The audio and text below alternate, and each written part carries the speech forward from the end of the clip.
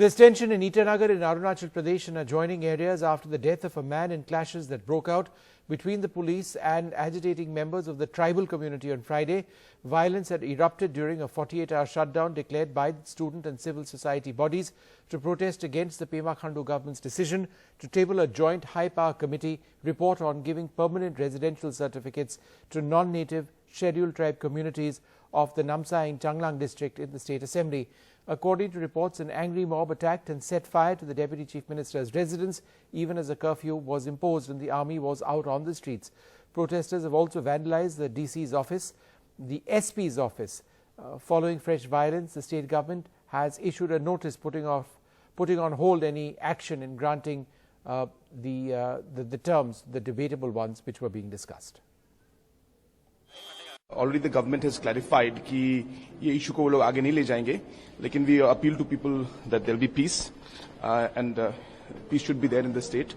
At the same time, government is also trying its best to ensure that this tension is not escalated any further. So let us hope for the best, and I think government is taking all steps possible. My colleague Ratnadeep Chaudhary joins us now for more on this. Ratnadeep, what exactly was the issue that resulted in the violence?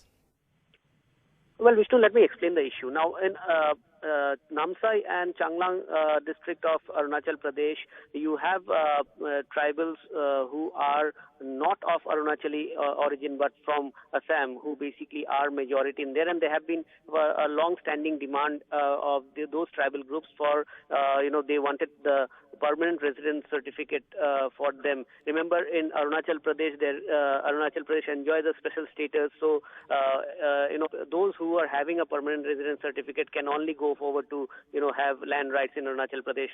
So this was something a long-standing demand, and then the government had constituted a committee which there were recommendation to grant that status to those communities, and that report was supposed to be tabled in the assembly. Remember, Arunachal Pradesh also goes for polls along with the Lok Sabha elections. So this was the last assembly session which was going to take place. But just on Friday, there was a 48-hour burn call by the local tribals who are Arunachali by origin, and they have been dead against this move of the government. And since Friday evening, this protest started. There were vandalization of a lot of shops as well as government establishments in state capital Itanagar as well as the adjoining areas.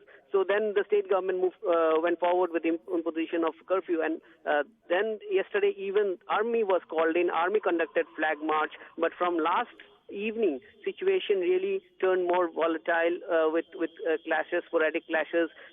This got escalated due to one of the protesters got killed in police firing. So that actually angered the mob more. They brought the dead body up to Itanagar, and this afternoon again violence erupted. An angry mob moved towards the residence of Deputy Chief Minister Chowna, who happens to be from that area where this PRC certificates were to be issued. This issue is a boiling issue in his area. So his bungalow was torched, and then the mob tried to move towards the residence of Chief Minister Pema Khandu. Pema Khandu lives in his private residence. He doesn't use the official bungalow, and his private residence was the plan. The mob plan to we're going to leave it over there because we need to move on with other news. But quite clearly, this is a situation that got completely out of hand, and that's very, very unfortunate.